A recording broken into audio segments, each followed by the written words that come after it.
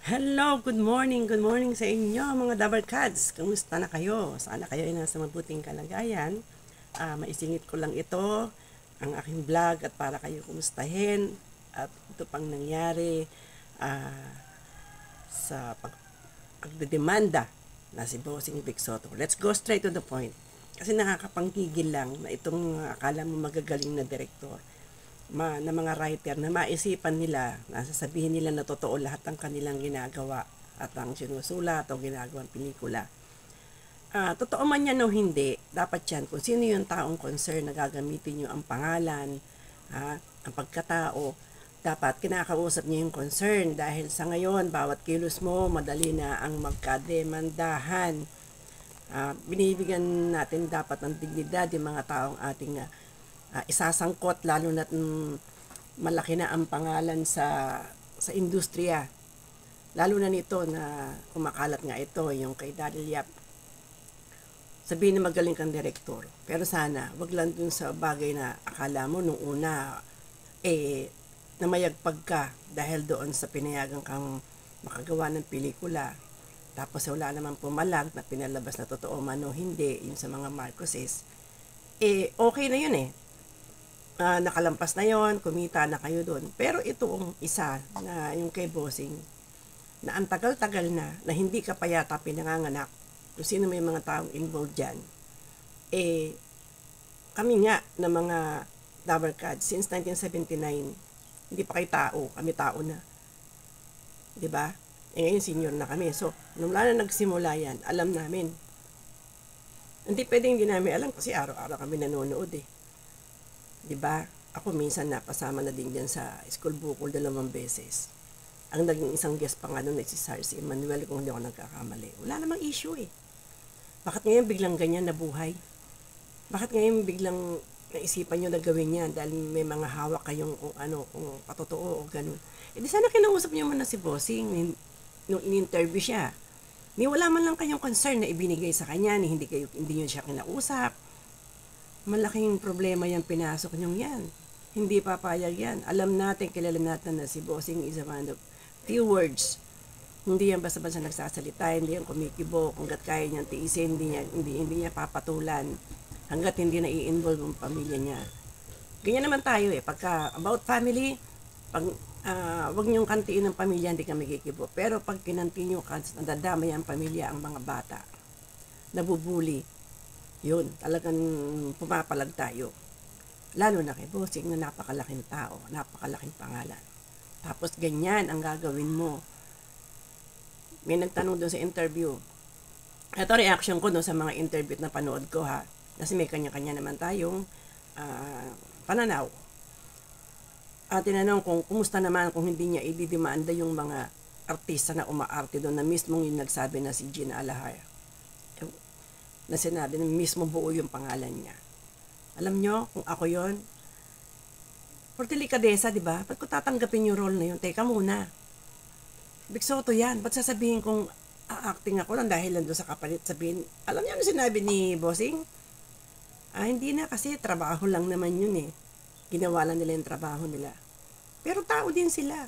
Kilala nila si Bossing.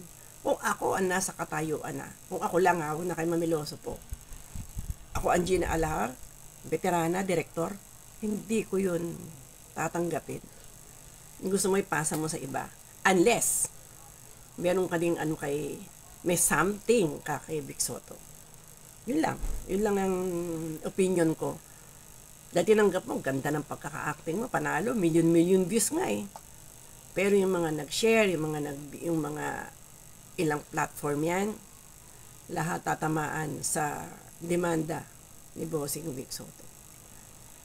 Hindi maganda yung, kung kami nga lang mahihirap, pinaalagaan namin yung pangalan namin, pinangangalagaan namin, kahit na hindi kami artista, hindi kami sikat, na ayaw mo mai-involve sa away sa barangay, away sa kanto, bakit? Kasi maganda yung ano mo sa pangalan, ibinigay sa'yo ng magulang mo eh, ipinasa ng maayos eh, di ba? Lalo na nasa politiko politika sa side ng mga Soto. So ipinasa sa kanilang magkakapatid yung magandang pangalan. So, inalagaan nila yon, pinangalagaan nila, senior na sila, maayos pa. kung kailan tumanda at saka niya biglang gaganyanin. Anong problema nyo, direct? Anong problema mo?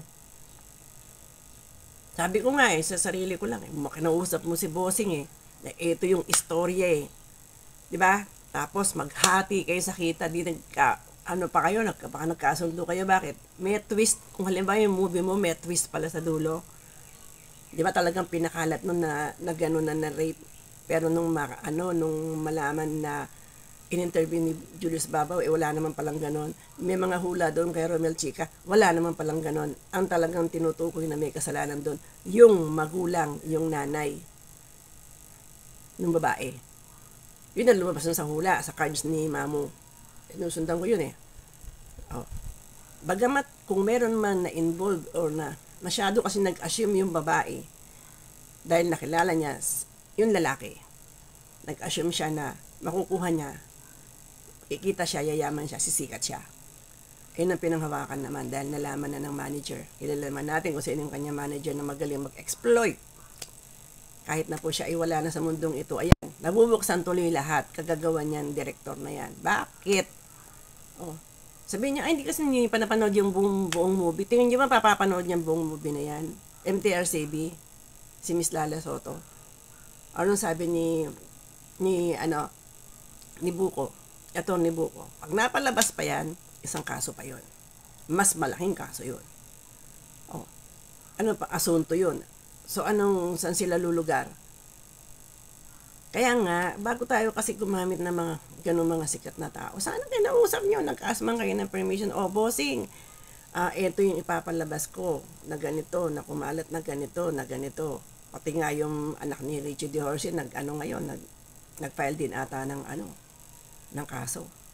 Na talagang nananahimik na yung tatay niya, binuhay nyo pa yung pangalan.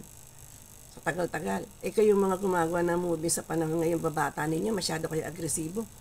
Hindi pa kayo pinapanganak, lumabas na yan.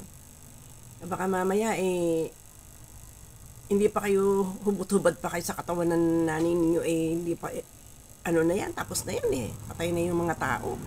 Para lang kumita, para sa pera. Ba't yun, ang gandun lang ba takbo ng utak ninyo? Hindi ma pwedeng ilapad lawak-lawakan. Humanga pa naman kami sa'yo dahil ang ganda ng umpisa mo. Tapos ganyan lang. Tinapos mo yung karir mo nang dahil lang dyan. Marami nakakakilala sa mga Soto. Kung sabihin mo kay Derek, kay Bossing. Bossing, ganito yung pinakita mo sana sa kanya yung flow. Diba? Hindi, nagulat ka na lang. January 1, biglang may gano'n. Sina-rape sa'yo. Mali. Kahit kami pangkaraniwan tayo, magagalit, ilawat mo na may pangalan na, yung ginanyan nyo. Kung inilatag nyo sa kanya, pagdating sa dulo, may twist, hindi ikaw ang rapist. Kaso, pamagat na pamagat lang, patay. Tapos, pagdating sa teaser, siya yung rape sa'yo. Sagot ng bata, oo. Ang tanong, anong ginawa ng mga artistang umarte na yon ni hindi ulama lang delikadesa, hindi malang sinabi na, teka muna, pinagtanggol pa kayo ni Bossing, sabi niya, trabaho lang yun Pero meron yun, hindi pwedeng walang sawa ng loob yun. Bakit mo pinatulan? Direktor ka, artista ka, veterana ka, hangang-hanga ako sa'yo. Tapos pagdating sa teaser, ikaw ang nakita ko. My goodness. Nakakainis lang kasi, alam mo yung hinahangaan namin kayo, tinitingala namin kayo, sana may dignidad naman kayong baunin bago kayo mawala sa mundo. Diba? Ay nako. So hanggang doon na lang muna at ako na-express ko lang ang aking opinion na sana iisa yung tinatakbuhan yung mundo. Magmahalan kayo. Pare-pareho kayong tao, para-pareho tayong tao, pero alam natin sa puso natin kung ano ang tama at mali. So yun lang muna at good luck sa iyo, Bossing. Nandito kami in Dabar Cats, TVJ, kami mga Itbulaga Defenders, TVJ Defenders. Sa iyo, Bossing, nasa likod mo kami, kasama ka namin sa prayers. At saka sana tatagan mo pa yung loob mo, lalo na yung mga bata. Keep safe yung mga bata, Pauling. Sana maging maayos ang lahat. Ganun talaga ang tao, lumadaan talaga sa pagsubok. Hindi kasi lahat ayahay ang buhay. Meron talagang may mayaman ng mahirap man. May darating at darating talagang pagsubok at problema. At doon masusubuhan ko hanggang saan ang inyong katatagan. Laban lang, fighting, At nandito kami mga Dabbercats, legit Dabbercats ang susuporta sa iyo. Para doon sa mga bashers naman, matuto naman kayong maging masaya sa buhay ninyo at ayusin ang inyong mga pamumuhay. Kasi kami nakikita namin yung pag nanonood kami Itbulaga, masaya kami. Pero sa mga hindi natutuwa, problema nyo na yan. Okay, bossing? Good luck po at sana po ay maging maganda po ang maging resulta at malampasan nyo po ang problemang ito. Go, go, go! Fight, fight, fight! Legit Dabbercats! Bye!